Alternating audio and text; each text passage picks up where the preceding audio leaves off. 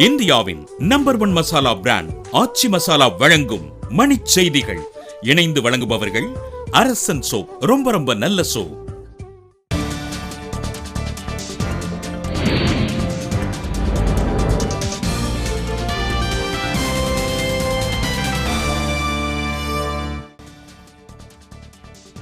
ஜம்மு காஷ்மீர் மாநிலம் பல்லான்வாலா பகுதியில் பாகிஸ்தான் ராணுவம் அத்துமீறி தாக்குதல்.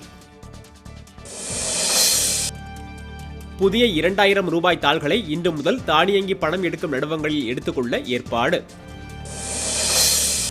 புதிய 2000 ரூபாய் தாள் வெளியிடுவதால் மக்களுக்கு பலன் ஏதும் இல்லை என சந்திரபாபு நாயுடு கருத்து. 100 ரூபாய் தாள்களை போதிய அளவில் வெளியிட வேண்டும் என நடுவண் அரசுக்கு வங்கி ஊழியர்கள் சங்கம் கோரிக்கை. 500, 1000 ரூபாய் தாள்கள் செல்லாது என அறிவிக்கப்பட்டதற்கு எதிரான வழக்கு உச்சநீதிமன்றத்தில் இன்று விசாரணை.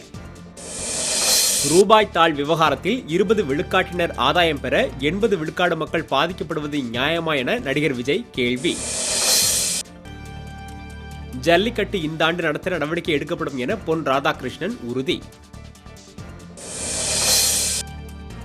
திருவண்ணாமலை அருகே கல்தாம்பாடியில் கட்டுமான பணியின் போது மின்சாரம் தாக்கி தொழிலாளி உயிரிழப்பு.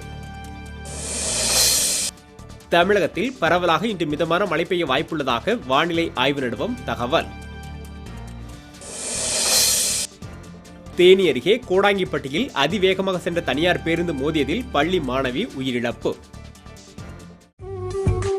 இந்தியாவின் நம்பர் 1 மசாலா பிராண்ட் ஆச்சி மசாலா வழங்கிய மணிச் செய்திகள்.